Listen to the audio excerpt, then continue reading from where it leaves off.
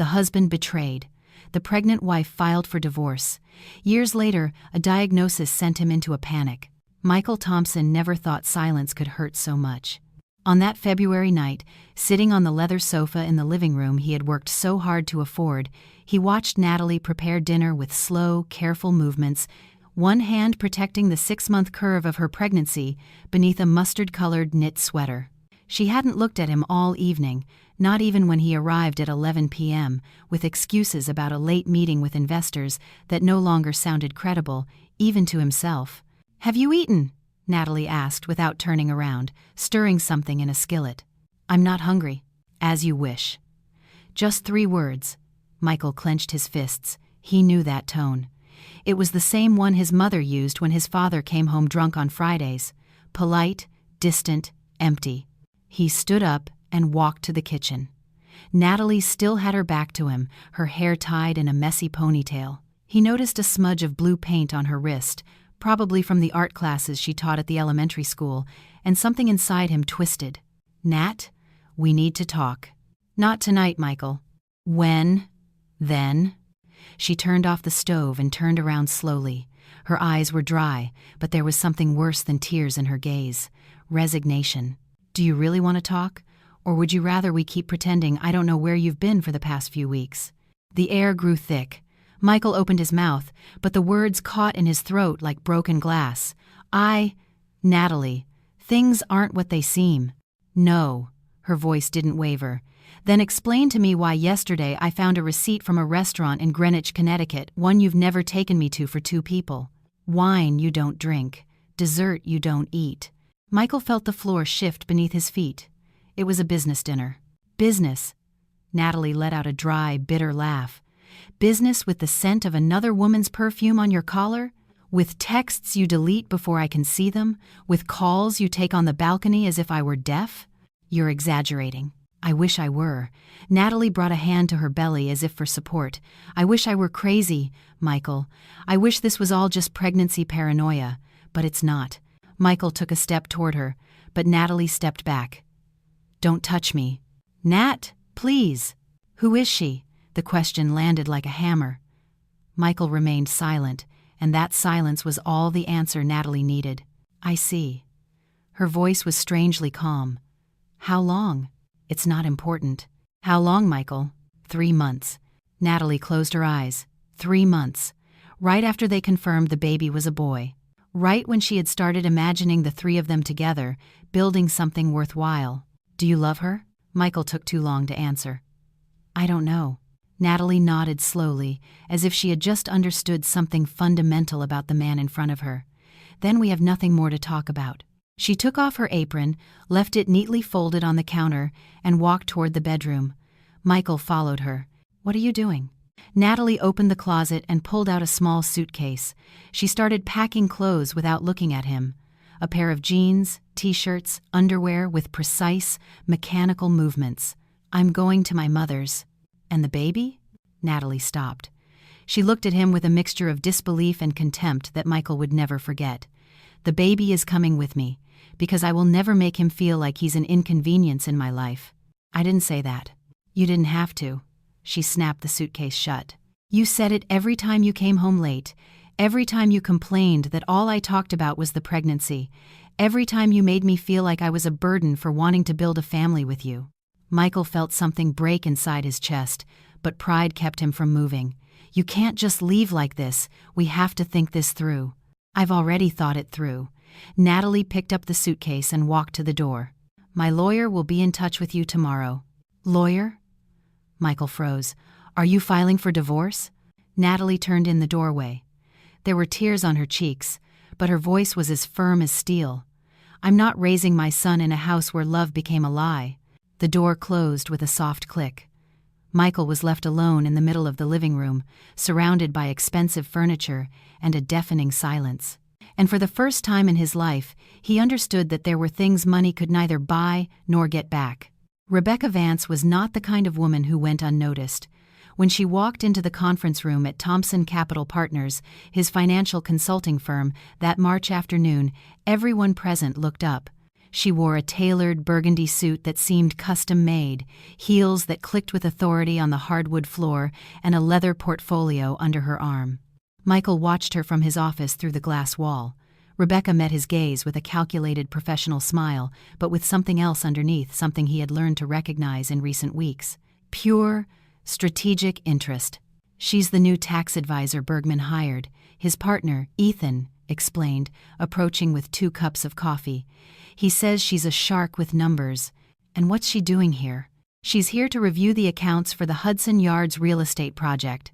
Apparently, the IRS is looking at us under a microscope." Michael nodded, never taking his eyes off her. Rebecca spoke with confidence, gestured minimally, took precise notes. She didn't smile to please, nor did she seek approval. And that, in some twisted way, he found attractive. 3 hours later, when the meeting ended and the rest of the team had left, Rebecca remained, organizing her papers in the room. Michael walked in. "Need anything else?" She looked up, closing her portfolio calmly. "Depends. Are you offering professional or personal help?" The question caught him off guard. "Excuse me?" Rebecca leaned against the table, crossing her arms. "I've seen the way you look at me, Michael.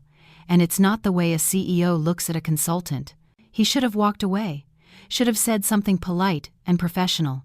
Should have thought of Natalie, of the baby who would be born in 3 months. But he didn't. "You're always this direct?" Rebecca picked up her purse without rushing. "Life's too short for detours. I'm married." "I know." There was no judgment in her voice, only acknowledgement. "But you don't seem happy." Michael laughed without humor. "Is it that obvious?" "To someone who knows how to look, yes." Rebecca walked to the door but stopped beside him. "If you ever need a drink and a conversation with no strings attached, you know where to find me." And she was gone.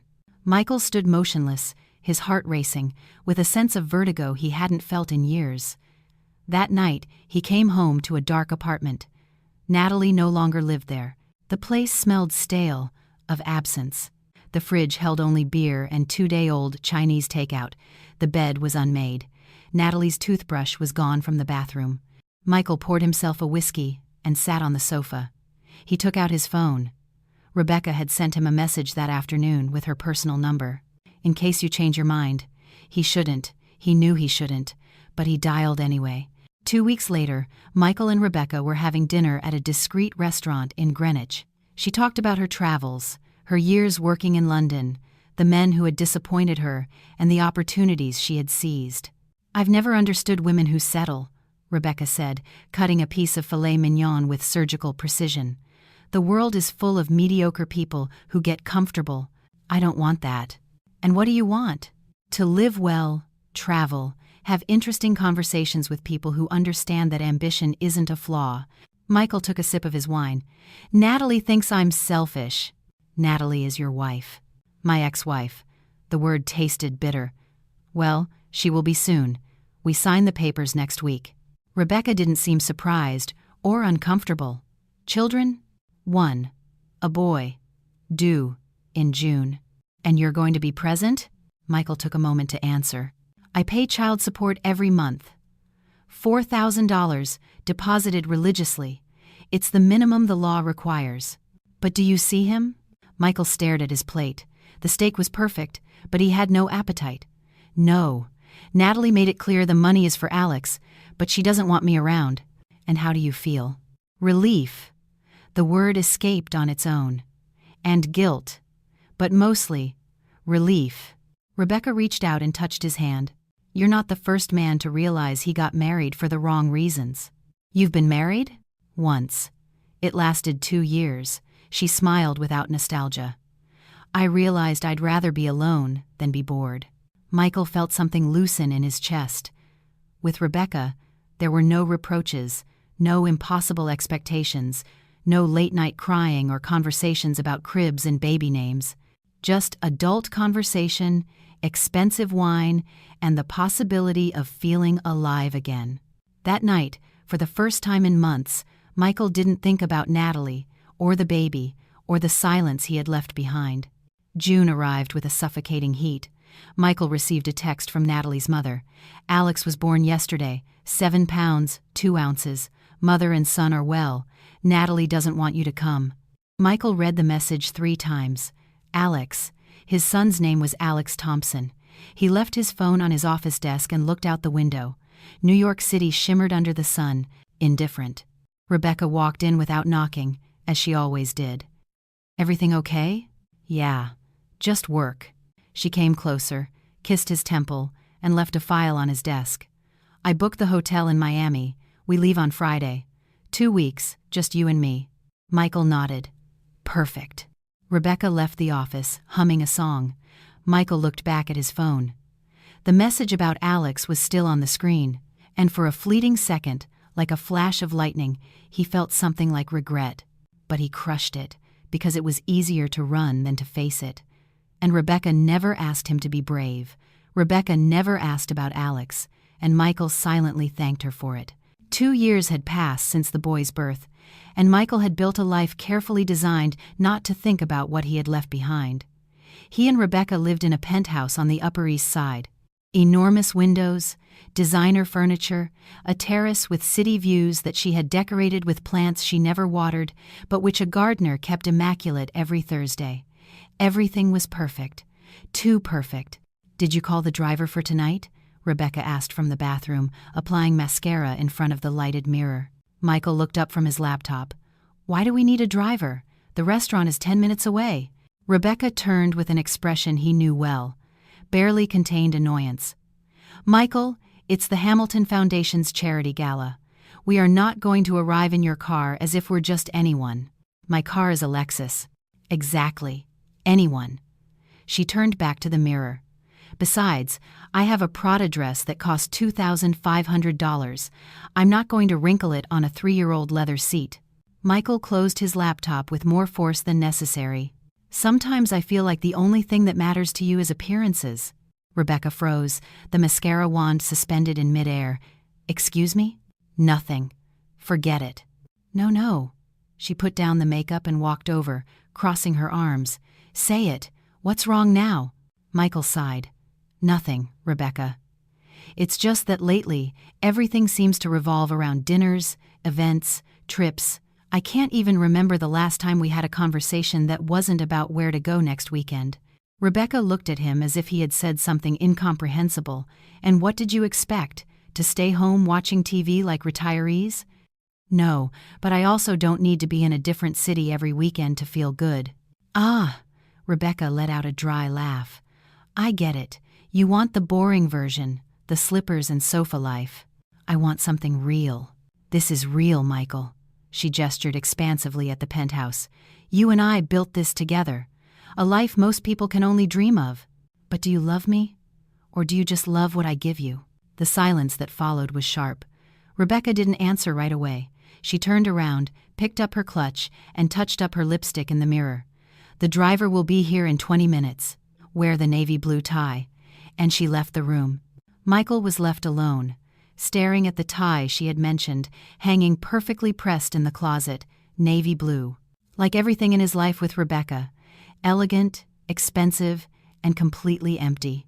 The gala at the Plaza Hotel was exactly what Michael expected. Superficial conversations, rehearsed laughter, overpriced wine that no one truly appreciated. Rebecca shone among the crowd, charming and strategic, making contacts, securing invitations, ensuring everyone knew who she was. Michael smiled at the appropriate moments, but his mind was elsewhere. Excuse me, Michael? A voice pulled him from his thoughts. It was Eleanor Hughes, an old college classmate he hadn't seen in years. Eleanor, it's been too long. Way too long. She gave him a brief hug. Still in the financial world? Always. And you? Judge. Family court, mostly. Michael felt a strange pang in his chest. That must be tough. It is, but it's rewarding too. Eleanor looked at him curiously. Hey, didn't you have a son? The question hit him like a punch. Yeah, Alex. He's 2. He's doing well. Do you see him often? Michael took a sip of his champagne. No. His mother lives upstate, in Havenwood. We decided it was for the best. Eleanor frowned. Best for whom? For everyone. Michael. Eleanor lowered her voice. I work with this every day. And let me tell you something. Kids don't need perfect parents. They need present parents. It's complicated. It always is. But it's not impossible. Rebecca appeared at that moment, sliding her arm through Michael's with a perfect smile. "Darling, the Portuguese ambassador wants to meet you." She glanced at Eleanor with polite indifference. "Sorry to steal him away." Eleanor nodded, but before she left, she said to Michael, "Think about it." That night, back in the penthouse, Michael couldn't sleep. Rebecca slept beside him with a silk mask over her eyes and earplugs. She always slept like that. Said she needed absolute silence. Michael got up and went to the living room. From the terrace, New York seemed like a sea of infinite lights. He pulled out his phone. He had Natalie's number saved, though he never used it. He typed a message, then deleted it. Typed it again. "How is Alex?" He hit send before he could regret it. The reply came 20 minutes later. "He's fine. Why are you asking now?" Michael stared at the screen. He didn't have a good answer. Just wanted to know. The 3 dots blinked, disappeared, reappeared. He's learning to talk. He says mama all the time. He doesn't know how to say dada yet. Michael closed his eyes. "Can I see him sometime?" The reply took longer this time. "I don't know, Michael. I don't know if it's a good idea for you to pop in and out of his life whenever you feel like it. I don't want to hurt him." Then be consistent, or don't show up at all. Michael put the phone down on the table. Consistent, a word he had never applied to his life as a father. Behind him, he heard soft footsteps. Rebecca appeared on the terrace, barefoot, her hair disheveled. "What are you doing up?" "Nothing. Couldn't sleep." She leaned against the railing, looking at the city. Was that her? Michael didn't ask how she knew. "Yes. And she wants me to be consistent if I'm going to see Alex." Rebecca was silent for a moment. "And are you going to be?" "I don't know." Rebecca turned to him. There was no anger on her face, just something like resignation. "You know that if you decide to get involved in that part of your life, everything changes between us, right?" "Why?" "Because I didn't sign up to be a stepmother, Michael. Not for shared weekends, not for negotiations with your ex, not for children's birthday parties. I'm not asking you to." "Not yet." Rebecca went back inside. "But you will." Michael stayed alone on the terrace, and for the first time in 2 years, he wondered if he had chosen the wrong life for the wrong reasons. Michael never went to Havenwood. The months passed, and the message Natalie had sent him was buried under dozens of emails, meetings, and dinners with investors. Rebecca never mentioned their conversation again, and Michael convinced himself it was for the best. Alex was growing up somewhere far from the city, and Michael continued building paper empires in offices with city views. Everything seemed to be working, until it wasn't. It was a Tuesday in November when Michael got the call from his accountant. "We have a problem, Michael." "What kind of problem?" "The kind the IRS doesn't forgive. There are irregularities in the tax filings from the last 2 years, invoices that don't add up, transactions that look creative." Michael felt the air grow thin. "That's impossible. We go over everything with a fine-tooth comb." "Well, someone didn't, and now we're being audited." The word audit landed like a tombstone. Michael hung up and stared at his computer screen. The numbers were starting to not add up. Investments that had seemed solid now showed cracks. Partners who used to answer on the first ring now took days to reply. And Rebecca started asking uncomfortable questions. "Is the IRS thing serious?" she asked one night as they ate dinner at home. Michael poked at his salad without appetite. "It's manageable." Manageable as in, it will be fixed, or manageable as in, we're going to lose money? "Rebecca, now is not the time." She put down her fork with a sharp click. "Of course it's the time, because if this affects your company, it affects me." Michael looked up. "You?" "Yes, Michael, me. Our life. This?" She gestured at the dining room. "The crystal glasses, the original painting on the wall. I didn't sign up to live with uncertainty. Nobody signed up for anything. This is real life." Rebecca let out a cold laugh. "No.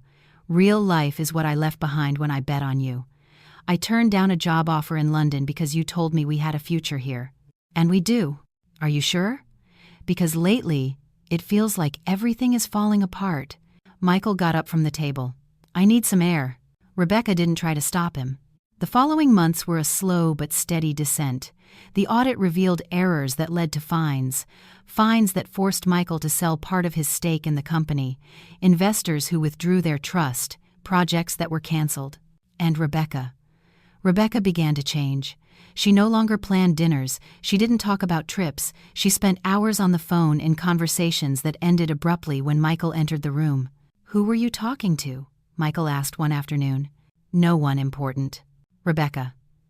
"I know when you're lying to me." She looked at him with a mixture of weariness and something akin to disdain. "Do you really want to have this conversation now? You, who have spent years avoiding talking about anything important? What's that supposed to mean?" "It means you're an expert at running away, Michael. You ran from your marriage, you ran from your son, and now you're running from the problems at your company." The words hurt more than Michael wanted to admit. "I didn't run from my son. I did what was best for him." Rebecca let out a bitter laugh. "What was best for him? Or what was more convenient for you?"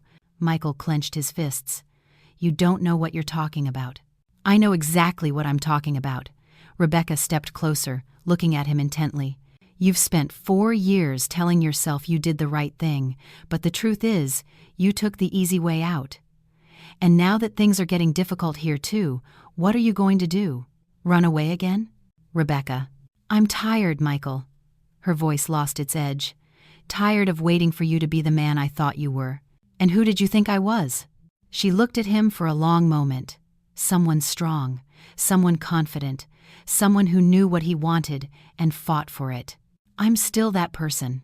"No, you're not." Rebecca picked up her purse. "I'm going to my sister's for a few days." "When are you coming back?" She paused at the door. "I don't know." And that uncertainty was worse than anything else she could have said. 2 weeks later, Michael received a text from Rebecca. "We need to talk.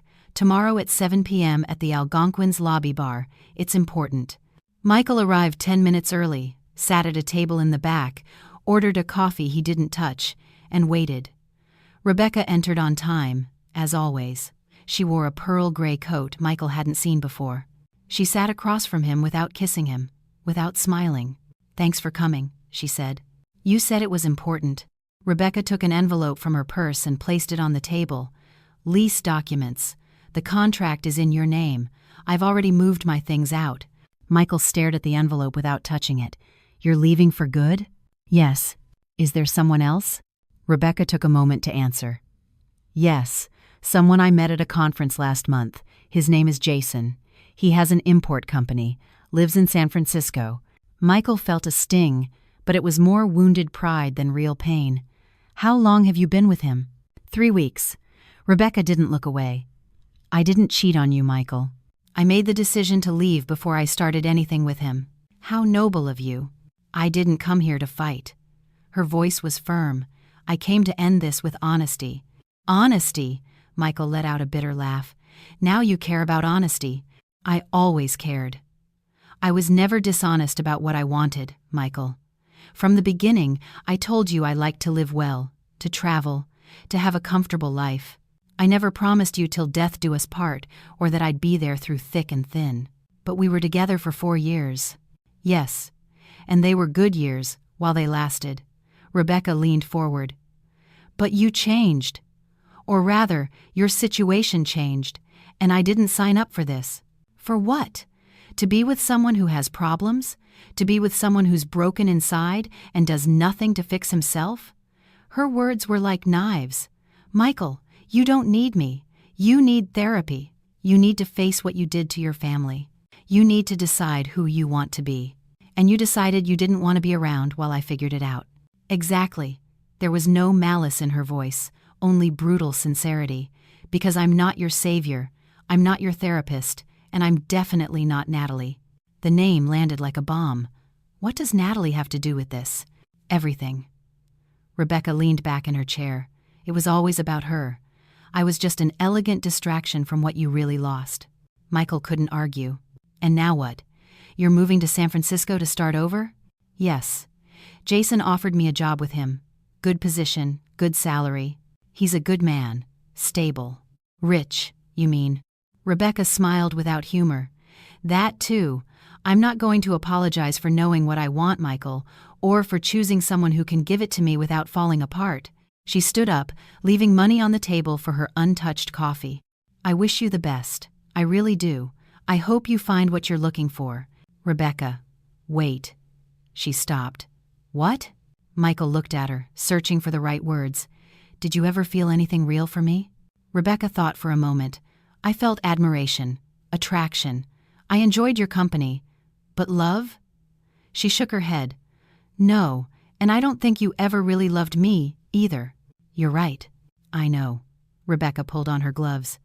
Take care of yourself, Michael, and for God's sake, call your son. And she left. Michael sat alone in the bar, staring at the envelope with the lease papers. For the first time in years, he felt something like clarity.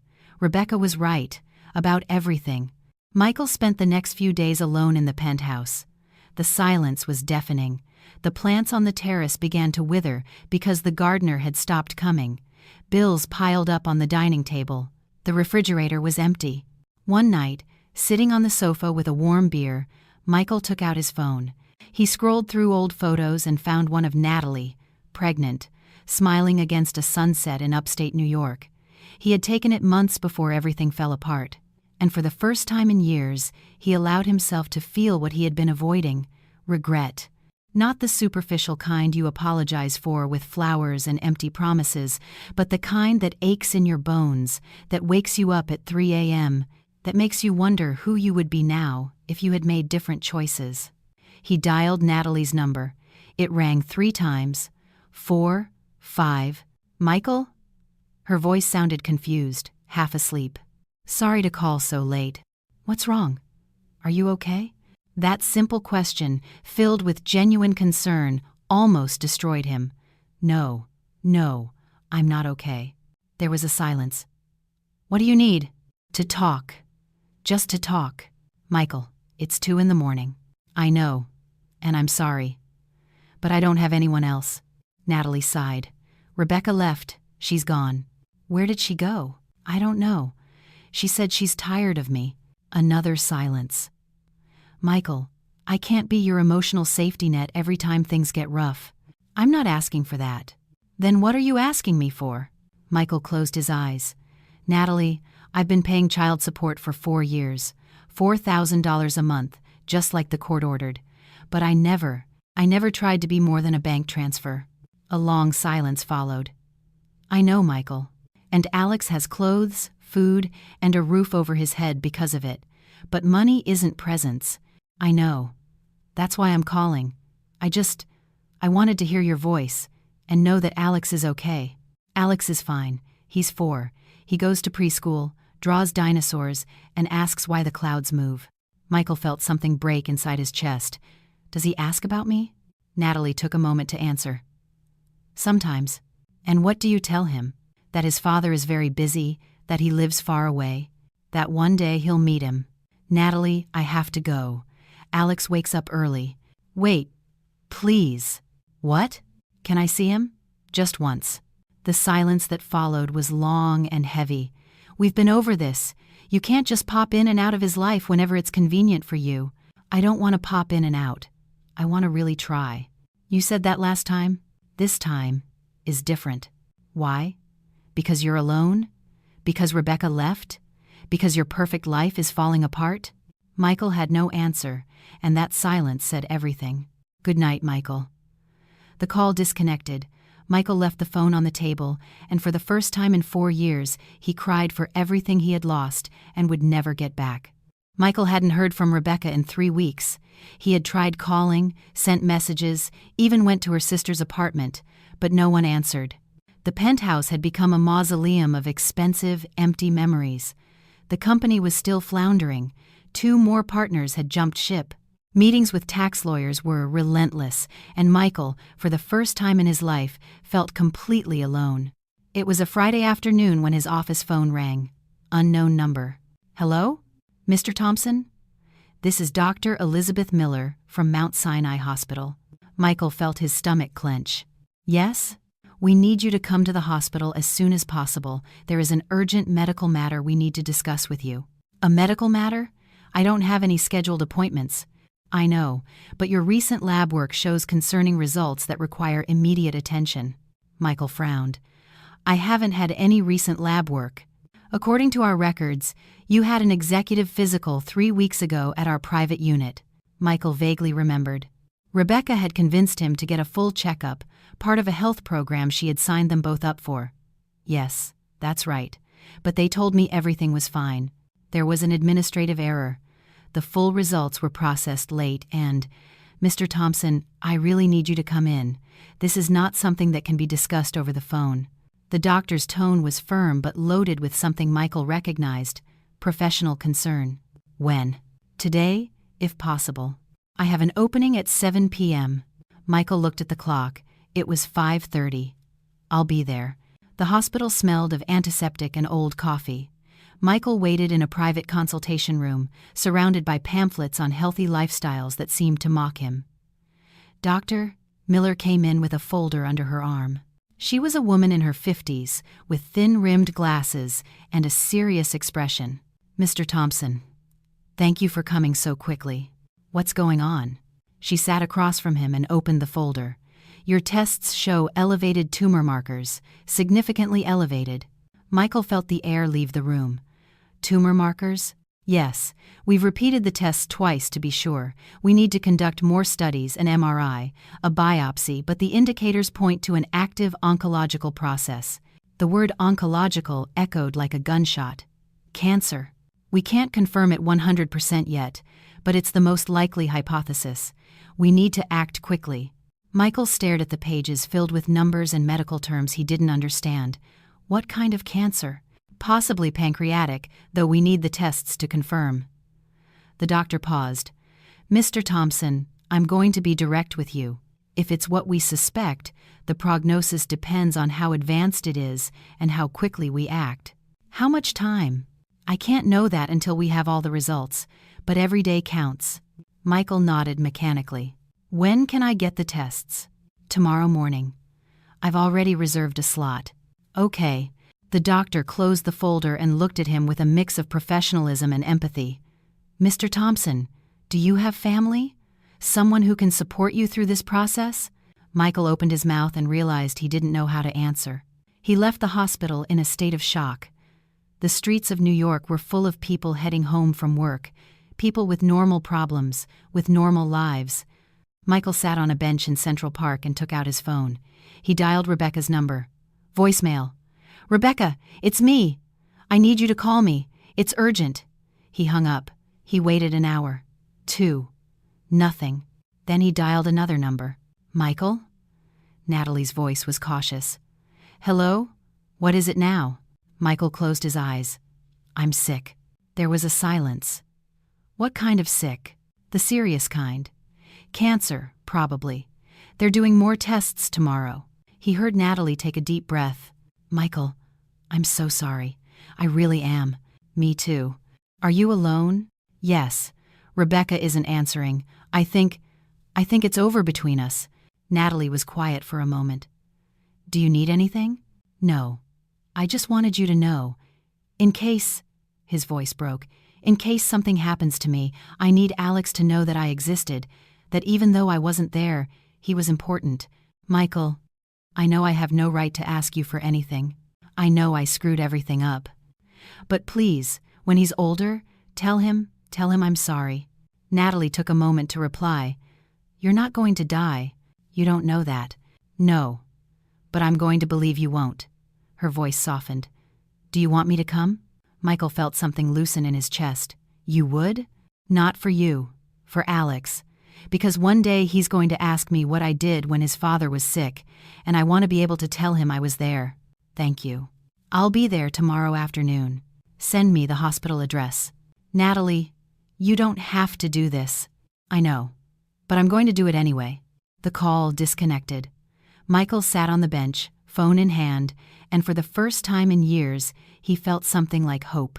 Not that everything would be okay, but that in the end, he might not be completely alone. The hospital waiting room was filled with people who looked like they had been there for an eternity. Michael had spent the morning undergoing tests, MRIs, biopsies, blood draws that left bruises on both arms. Now, he was waiting for the preliminary results.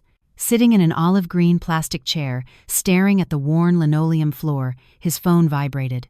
A text from Natalie. "I'm in the lobby." Michael felt his stomach clench. He hadn't seen her in over 4 years. He stood up on shaky legs and walked toward the main entrance. And there she was. Natalie had changed, but she was still herself. Her hair was shorter, with a few gray streaks she hadn't bothered to cover. She wore jeans, sneakers, and a terracotta-colored cardigan.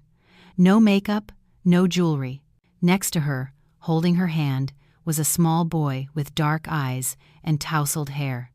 Alex. Michael froze. Natalie saw him and walked toward him with firm but cautious steps.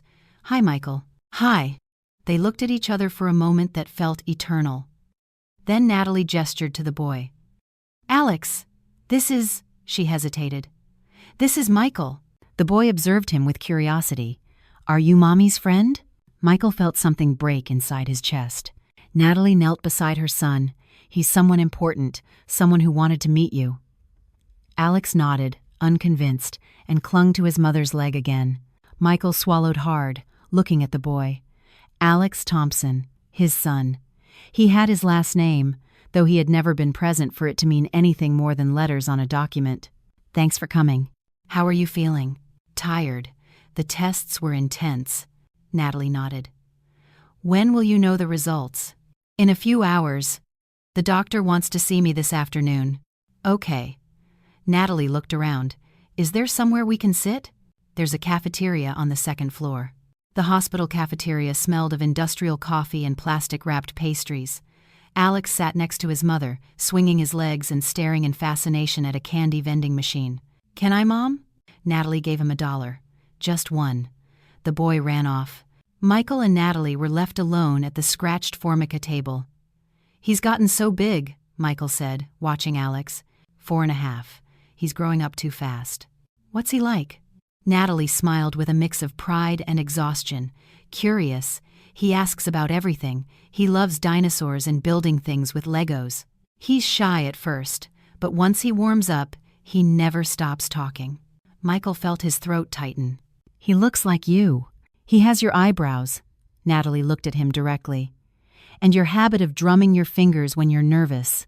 Michael looked down. Sure enough, he was drumming his fingers on the table. He stopped.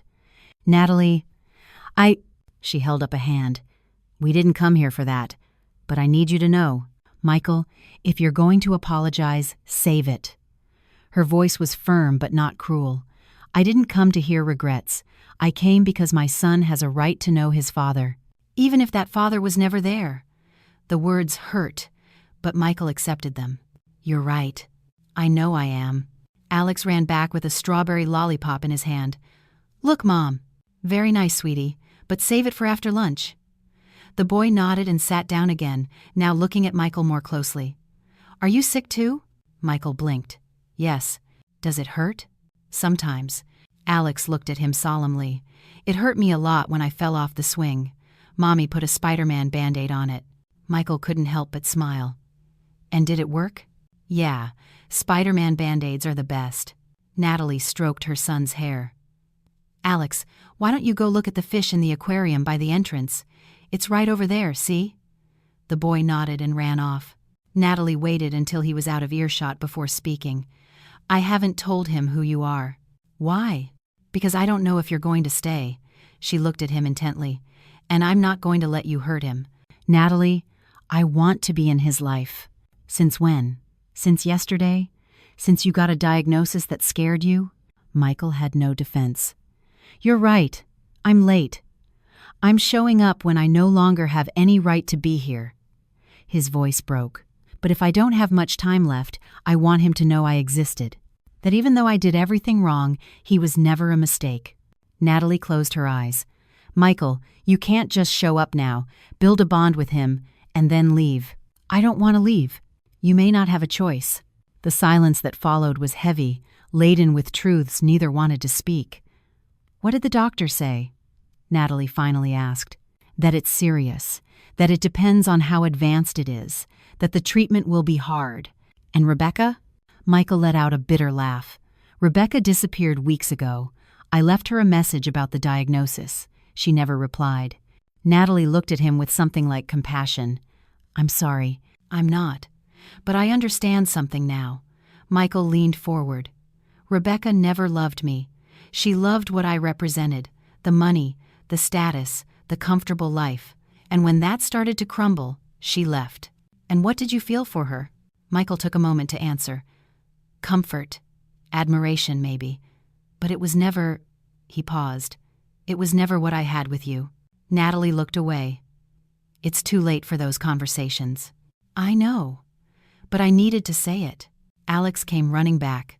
Mom, there's a huge orange fish. Natalie smiled and lifted him into her arms. There is? And what else did you see?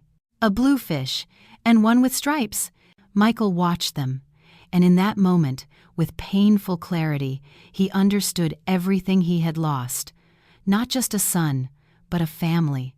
A life that could have been real simple, imperfect, but true. And now, there might not be enough time to get it back. Only enough time to say goodbye to it. Dr. Miller didn't waste time. The diagnosis is stage 3 pancreatic cancer. It has spread to nearby lymph nodes, but it has not yet metastasized to other organs. Michael sat in the consultation room with Natalie by his side. Alex had stayed in the cafeteria with a nurse who had promised to show him the emergency carts.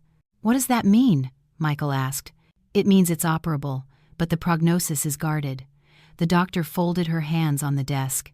We need to perform surgery urgently, followed by aggressive chemotherapy. The treatment will be hard, very hard. How long? Between 6 and 8 months of treatment. Without it, you'd have less than a year, probably. The words landed like stones. Natalie clenched her fists in her lap. And if he undergoes the treatment? She asked. The doctor looked directly at Michael. The statistics aren't optimistic. The 5-year survival rate for this stage is approximately 20%. But every patient is different. I've seen miracles, and I've also seen failures. Michael nodded slowly. When do we start? The surgery is scheduled for 4 days from now. We need that time to prepare you, physically and emotionally. Then comes the chemo. Okay. The doctor leaned forward. Mr. Thompson, I need you to understand something. This treatment will change everything. Your work, your daily life, your energy. You are going to need support. Do you have someone who can be with you? Michael glanced at Natalie. She said nothing. I will, he answered, though he wasn't sure if it was true. They left the hospital in silence. Natalie walked, holding Alex's hand, who was hopping on the lines of the sidewalk tiles, oblivious to the gravity of the moment. Michael? The boy asked suddenly. Yeah? Are the doctors going to make you better? Michael stopped. He crouched down to be at the boy's level. They're going to try. My friend Dylan was sick, and the doctors fixed him. Now he plays soccer again. That's good. Alex looked at him with those dark eyes, so much like his own. I hope you get better too. Michael felt his throat tighten. Thanks, champ. Natalie gently tugged on Alex's hand. Come on, sweetie. We have to get back. We're going back to Havenwood tomorrow. We're staying in a hotel tonight. Michael stood up. Natalie, wait. She turned. What? Can we have dinner together? The 3 of us? Just for tonight? Natalie hesitated. Michael, please. I don't know how much more time. He stopped. I just want to spend some time with him, with you. Natalie looked at Alex, who was watching her with hope. Mom, can we? She sighed. Okay, but nothing fancy. Alex gets tired easily. I know a place near here. Simple, good for kids. The restaurant was a small Italian place in the East Village with red and white checkered tablecloths and a margarita pizza the owner claimed was the best in the city. Alex was thrilled. He got tomato sauce on his hands, ordered lemonade with a straw, and talked non-stop about the dinosaurs he had seen in a documentary. Did you know the T-Rex had really small arms? He said, gesturing with cheese-covered hands, but his teeth were this big. Michael smiled. I didn't know that. It's true. Mom confirmed it. Natalie patiently wiped Alex's hands with a napkin. I confirmed we saw it in the documentary, not that I'm an expert on dinosaurs. But you know everything, Mom. I wish, sweetie. Michael watched them with a mix of tenderness and pain. This was the life he had rejected. Simple dinners, conversations about dinosaurs, tomato-stained hands, genuine laughter. And he had chosen formal dinners, empty conversations, and a woman who never truly asked how he was. "What are you thinking about?" Natalie asked. Michael blinked. "Nothing. Just how much I've missed." Natalie didn't reply. Alex yawned. "Mom, I'm sleepy." "I know, sweetie. We're almost done." Michael paid the bill while Natalie helped Alex put on his jacket. They walked out into the street. The New York night was cool, with that characteristic smell of wet pavement and exhaust. "Where's your hotel?" Michael asked. "Near Penn Station." "I'll walk you." "You don't have to." "Please." Natalie looked at him for a long moment. "Okay." They walked in silence. Alex was half asleep, leaning against Natalie's leg. When they reached the hotel, Michael stopped at the entrance. "Thank you for tonight." "You don't have to thank me." "Yes, I do." Michael put his hands in his pockets. "Natalie, I know I have no right to ask this, but could I see Alex sometimes? Even just on a video call. I just want to be in his life, somehow." Natalie looked at her son, who had fallen asleep against her. "I'll think about it. That's all I ask." She nodded and went into the hotel without another word. Michael stood on the street, watching the automatic doors close, and for the first time, he understood something fundamental. There was no recovery possible, no going back. There were only consequences, and the only question that mattered was whether he would have enough time to accept them. The surgery lasted 6 hours. Michael woke up in a white room with tubes connected to his body and a pain that seemed to pierce him from side to side. The nurse explained that everything had gone as well as could be expected, but that recovery would be slow. Michael spent 3 days in the hospital. He called Rebecca one last time. "This time," she answered. "What do you want, Michael?" Her voice was cold, distant, as if she were speaking to a stranger. "I just wanted you to know they operated. I'm in the hospital." There was a silence. "I already know," Ethan told me. "And that's why you didn't come?" Rebecca let out a tired sigh. "Michael, this isn't going to work." "What? Us? You? Me? All of this?" Michael closed his eyes. "Because I'm sick. Because you're not the man I fell in love with." "You never fell in love with me, Rebecca. You fell in love with what I could give you." "Maybe," her voice didn't waver. "But you didn't love me either. You used me to fill a void your ex-wife left." Michael couldn't argue, because it was true. "So, this is goodbye?" "Yes." Rebecca paused. "I wish you the best, Michael. I really do. But I'm not the person who's going to be by your side through this, and you know that." "I know. Take care." The call disconnected. Michael put the phone on the hospital nightstand, and for the first time since the diagnosis, he didn't feel anger, only acceptance. Rebecca had been clear from the beginning. She wanted a comfortable life, travel, status. She never promised eternal love or loyalty in difficult times. The mistake had been Michael's, for thinking that would be enough, for not seeing that he was building a life on sand. On the 4th day, he was discharged.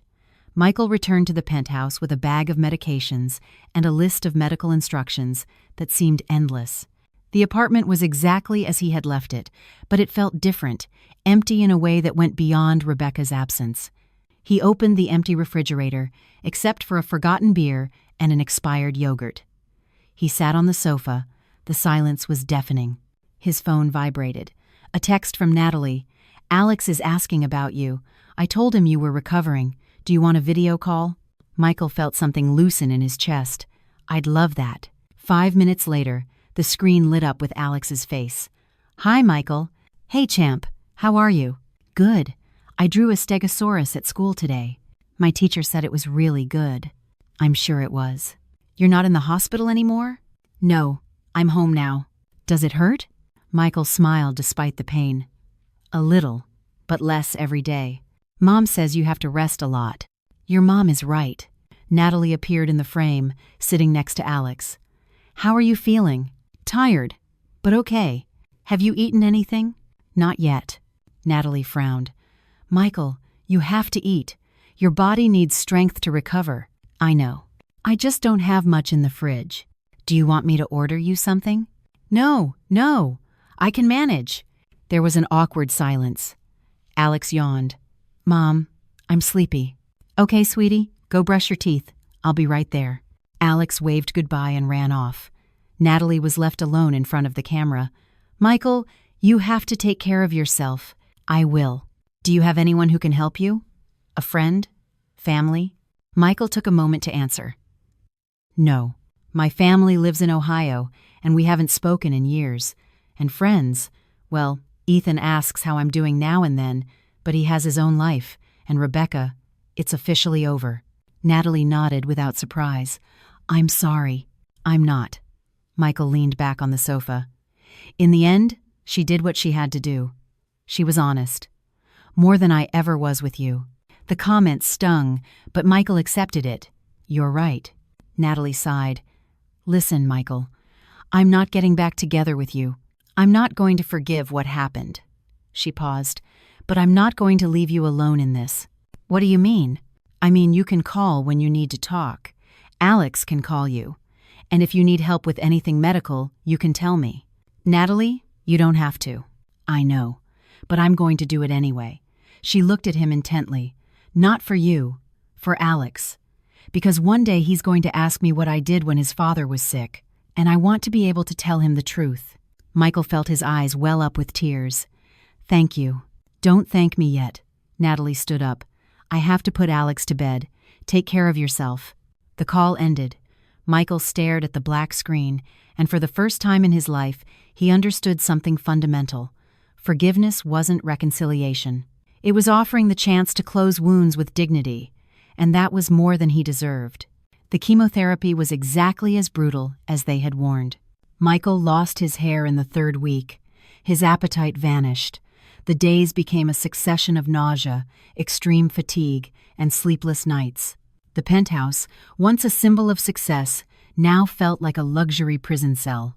Ethan came by occasionally, bringing food Michael could barely touch and engaging in awkward conversations about how business was going without him. The firm is surviving, Ethan would say, not looking at him directly. But we miss you. Michael knew it was a kind lie. The company had moved on without him, just as it would move on when he was gone. The video calls with Alex became the only thing he looked forward to. The boy would show him his drawings, tell him stories from school, and ask him questions about dinosaurs that Michael answered with what little energy he had left. Michael, why don't you have any hair? Alex asked one day with the brutal honesty of a child. Because the medicine I'm taking made it fall out. But it will grow back, right? Like when my tooth fell out and a new one grew in? Something like that. Oh. Well, then it's no big deal. Michael smiled. To Alex, everything had a solution. Teeth grew back, hair grew back, sick people got better. If only it were that simple. 6 months after the diagnosis, Michael returned to the hospital for a follow-up evaluation. Dr. Miller reviewed the results with a serious expression. The tumor has partially responded to the treatment. It has shrunk, but not enough, and new spots have appeared on your liver. Michael felt the floor disappear from under him. Metastasis. Yes, small, but present. The doctor put down the papers. Michael, we need to talk about options. What options? We can continue with more aggressive chemotherapy, but the side effects will be severe, and the chances of complete remission are low, less than 5%. And if I do nothing? Months. Maybe a year, if you're lucky. Michael leaned back in his chair. Quality of life? Without treatment, you'll have progressive pain, which we will manage with medication. The last few months will be difficult, but you'll be conscious and functional until near the end. With aggressive chemo, the side effects could incapacitate you much sooner. Then it's decided. The doctor looked at him with understanding. Do you want a second opinion? No, Michael shook his head. I want to live what I have left, not survive connected to machines. That's a brave decision. No, it's a selfish decision, Michael stood up. But it's the only one I can make. That night, Michael called Natalie. She answered on the second ring. Michael, are you okay? Can you come to the city? I need to talk to you. What happened? Nothing urgent. I just need to see you. Natalie was quiet for a moment. I'll be there tomorrow. They met on the same bench in Central Park where Michael had sat the day he received the diagnosis. The park was full of people jogging, walking dogs, living normal lives. Natalie arrived with a coffee for herself and one for Michael.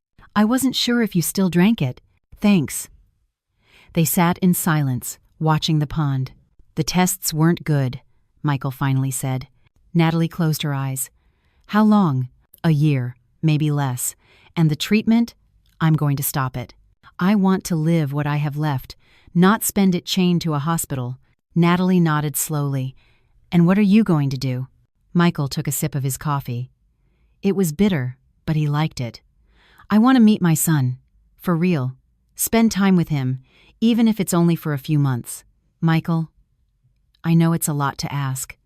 I know I have no right. But please, Natalie, let me try." Natalie turned to him. "And what happens when Alex gets attached to you, and then you're gone? How do I explain that to him?" "You explain the truth. That his father made mistakes, that he showed up late, but that in the last months of his life, the only thing he wanted was to be with him." Natalie wiped a tear from her eye with the back of her hand. "I hate that you're doing this to me. I know. I hate that you're showing up now, when there's no time left. I know. And I hate that even so, I can't say no to you." Michael looked at her, surprised. Natalie sighed. "You can come to Havenwood. On weekends. Alex can get to know you better. But on one condition, anything. When the time comes, when you can't go on anymore, you tell me. So I can prepare Alex. So the goodbye isn't a trauma." Michael nodded, his voice cracking. "I promise." Natalie stood up. "Come this Saturday. Alex has a soccer game at school. He'd love for you to be there." "Really? He talks about you constantly. Asks when you're going to come visit." Natalie looked at him. "I don't know if I'm doing the right thing, but it's what I feel I have to do." Michael stood up and, without thinking, hugged her. Natalie was stiff for a moment, then she hugged him back. "Thank you," Michael whispered. "Don't thank me. I still don't know if I'm going to regret this." They separated. Natalie walked away through the trees of the park, and Michael stood there, watching her disappear into the crowd. For the first time in months, he felt something like peace. Not because he had fixed the past, but because maybe, just maybe, there was still time to create a few new memories, even if they were the last ones. The weekends that mattered. First weekend, November. Michael arrived in Havenwood by train with a small backpack and a box of dinosaur toys he had bought in a store in the city. Alex opened the door, and his eyes lit up when he saw the box. "Dinosaurs! I thought we could play together." They spent the afternoon on the living room floor, building a prehistoric world with cushions for mountains and blankets for swamps. "This is the T-Rex," Alex explained seriously. "He's the boss. But this other one, the Velociraptor, he's smarter. And who wins?" Alex looked at him as if it were obvious. Nobody wins. They become friends. Michael smiled. Natalie watched them from the kitchen with a cup of tea in her hands and an expression Michael couldn't decipher. That night, when they tucked Alex in, the boy asked him, "Michael, are you coming next weekend?" "If you want me to." "I do." Second weekend, late November. Michael taught Alex to play chess on an old board Natalie had stored away. The boy didn't understand the rules, so they made up their own. The pawns could jump, the rooks became castles with princesses inside, and the king had to escape from the dragon, the queen. "My princess tower captured your knight!" Alex shouted, moving the pieces with no order at all. "That's not fair. You said we could make up the rules." Michael laughed. He hadn't laughed like that in months. After dinner, while Natalie was giving Alex a bath, Michael washed the dishes. She came into the kitchen and found him looking out the window. "What are you thinking about?" "That these last few weekends have been..." He searched for the words. "I don't know. Real, simple, good." Natalie leaned against the counter. "Alex is getting attached to you. Is that bad?" "I don't know yet," she was honest. "It depends on how much time we have left with you." Michael nodded. "I'm going to make the most of every day I can." Third weekend, early December. It was cold. Natalie suggested they go for a walk on a trail overlooking the Hudson Valley, a walk Alex loved. They walked along the path with Alex running ahead, collecting rocks and sticks. "Look, Michael, this rock is shaped like a heart." "Keep it. It's special." The boy carefully put it in his jacket pocket. They reached a lookout point. The view was spectacular, the river winding between the cliffs, bare trees, a gray winter sky. Alex sat on a bench, swinging his legs. "Michael, does it hurt?" Michael sat next to him. Natalie stood a few feet away, giving them space. "Sometimes, but the doctors give me medicine to make it hurt less." "And are you going to get better?" Michael swallowed. "I don't know, champ. The doctors are doing everything they can." Alex looked at him with those dark eyes, so much like his own. "I pray for you every night." Michael felt his throat close up. "You do?" "Yeah. I ask God to heal you, so you can come visit more often."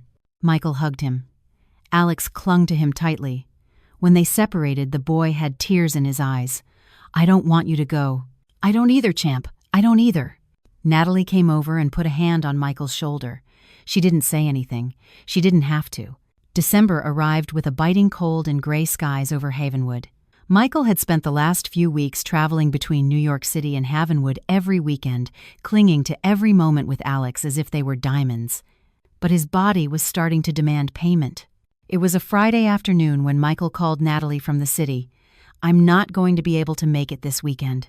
"Are you okay?" "Yeah, just tired. The doctor says I need to rest." There was a silence. "Michael, tell me the truth. What's going on?" He looked out his apartment window. The city stretched out, gray and distant. "The pain is getting worse. The painkillers aren't working as well as they used to." "How much time do you have left?"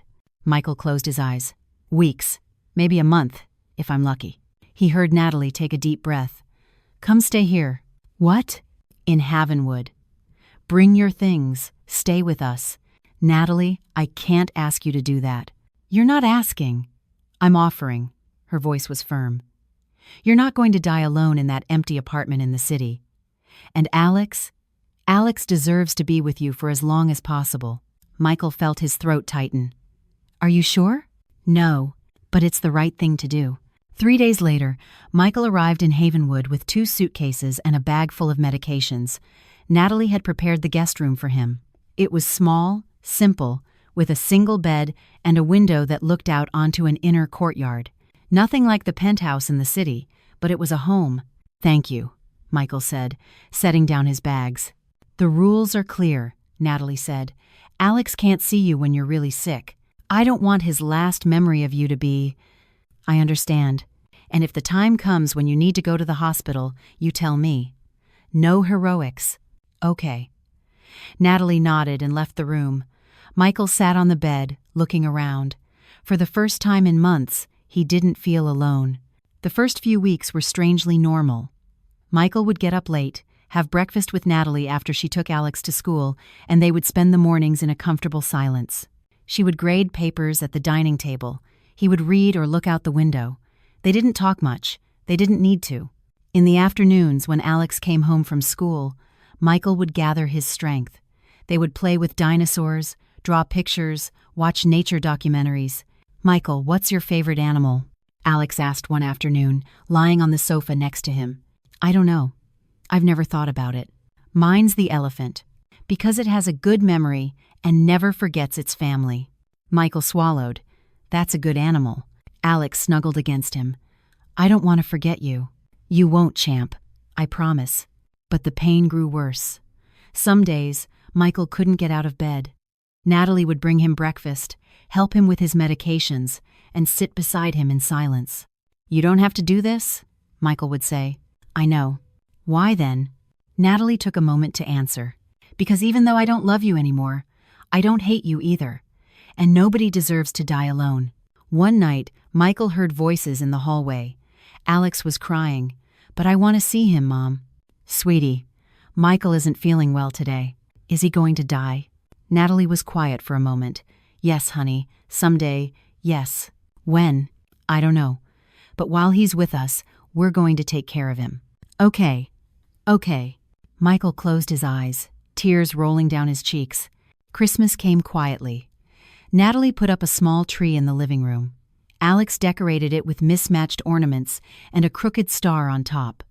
Michael watched them from the sofa, wrapped in blankets. "Want to help?" Alex asked. "I don't have much strength, champ. Can you put this one here?" He handed him a red ornament. It's the prettiest one. Michael hung it with trembling hands on the lowest branch. Perfect, Alex said, smiling. On Christmas morning, Alex gave him a drawing. It was Michael, Natalie, and him, holding hands under a yellow sun. It's us, Alex explained. A family. Michael carefully saved the drawing as if it were the most valuable thing in the world. Because it was. New Year's came without fireworks. Natalie put Alex to bed early, then sat with Michael on the sofa with 2 untouched glasses of champagne. I didn't think I'd make it to January, Michael said. Me neither. Thank you for these months, for letting me be a part of his life. Natalie looked at him. I didn't do it just for you, Michael. I did it for Alex, and for me, because I needed to close this chapter with peace. Did you find it? She nodded slowly. I think so. I'm not angry anymore, just sad. Me too. They sat in silence, watching the clock strike midnight. When the chimes ended, Natalie raised her glass, to endings that hurt but heal. Michael clinked his glass against hers, to endings that hurt but heal. The first week of January, Michael's condition worsened drastically. The pain was constant. He could no longer get up without help. He barely ate. You need to go to the hospital, Natalie said one morning, finding him pale and sweating. No, not yet. Michael, please, just a few more days. I want to be here. Natalie closed her eyes. Okay, but if you get any worse, I won't have a choice. I know. Alex stopped going to school during those days. He spent the afternoons drawing silently in the living room, casting worried glances toward Michael's room. Can we play dinosaurs? He asked one afternoon. Natalie shook her head. Michael is resting, sweetie. But we played yesterday. I know. But today he needs to sleep. Alex nodded, his eyes filled with tears he was trying to hold back. Mom, are you going to tell me when it's going to happen? When Michael is going to go away? Natalie knelt beside him.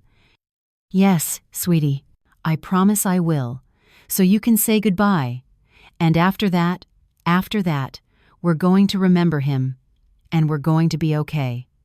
The two of us, together. One night, Michael woke up to find Natalie sitting in the chair next to his bed. What are you doing here? Taking care of you. You don't have to. I know. She adjusted his blankets. But I want to be here when... She didn't finish the sentence. She didn't have to. Michael reached out his hand. Natalie took it. Natalie, I need you to know something. What? These last few months have been the most important of my life. Not because of what I had, but because of what I gave. For being present. For being a father, even if it was late. Natalie nodded, tears in her eyes. I know, Michael. And Alex will know too. You'll tell him? When he's older? You'll tell him that in the end, I tried? I'll tell him. I promise. Michael closed his eyes, feeling the pain dull just a little. Thank you for everything. For letting me be loved again. For forgiving me without forgetting. For being a better person than I ever deserved. Natalie leaned in and kissed his forehead. Rest, Michael. And for the first time in weeks, Michael slept peacefully, knowing that when the end came, he would not be alone. January 15th dawned gray and cold in Havenwood. Michael had had a difficult night. He was breathing with difficulty, drifting in and out of consciousness. At 6 a.m., Natalie called the doctor. He doesn't have much longer, Dr. Ruiz said after examining him. It's a matter of hours. Should I take him to the hospital? Leave him here, Natalie said. It's what he wants. The doctor nodded and left pain medication. Call me if you need anything. I'll be nearby. At 8 a.m., Natalie woke Alex. Sweetie, come with me. The boy rubbed his eyes. What's wrong, Mom? Natalie knelt in front of him, holding his hands. Michael is very, very sick today. He's probably going to go away today. Alex's eyes filled with tears. To heaven? Yes. Can I say goodbye? Natalie nodded. Yes, but you have to be brave, okay? He won't be able to talk much. He's very tired. Alex got dressed in silence, tears rolling down his cheeks. They entered the room together. Michael was lying down, pale as wax, his eyes half closed. When he saw Alex, he tried to smile. Hey, champ. Alex approached the bed, climbed up carefully, and snuggled next to Michael. I don't want you to go. Michael raised his hand with effort and stroked the boy's hair. I don't want to go either. Does it hurt a lot? Not anymore. I almost don't feel anything now. Alex clung to him. Will you watch me from heaven? Always. Michael breathed with difficulty. I'll be at every soccer game, with every ice cream cone, in every dinosaur drawing. Really? Really. Alex stayed hugged to him for a long time. Then Natalie gently touched his shoulder. Sweetie, let Michael rest a little. But you can come back later, I promise. Alex sat up, wiped his tears, and kissed Michael's cheek. I love you, Michael. Michael closed his eyes, tears falling down his temples. I love you too, champ. Natalie led Alex out of the room. The boy stayed in the living room, drawing with trembling hands. Natalie went back to the room and sat next to Michael. Is Alex okay? He said. He's drawing. Michael nodded weakly. Thank you for letting me know him. Thank you for trying. Natalie took his hand. I know you were late, but I also know you tried. Michael looked at her with glassy eyes. Natalie? Yes? Do you think, in the end, I was a good father? Natalie squeezed his hand. You were the father you could be, and that's a lot. Michael closed his eyes, letting out a trembling sigh. I'm scared. I know, but you're not alone. I'm here. Can you stay until... I'm staying. I'm not moving. The hours passed slowly. Michael drifted in and out of consciousness. Sometimes he murmured nonsensical things.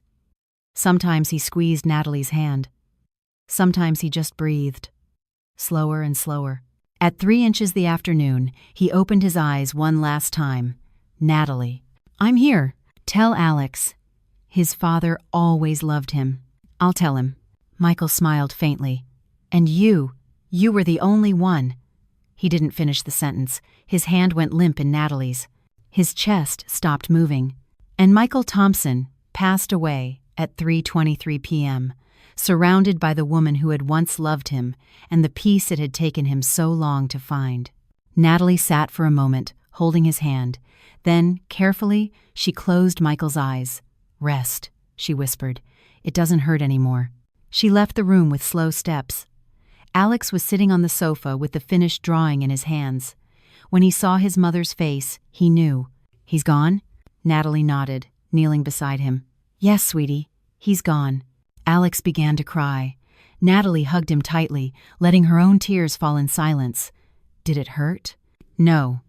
He was peaceful, and thinking of you. Can I see him? Natalie hesitated. Are you sure? Alex nodded. They entered the room together. Michael looked asleep, calm, at peace. Alex approached and placed the drawing in his hands.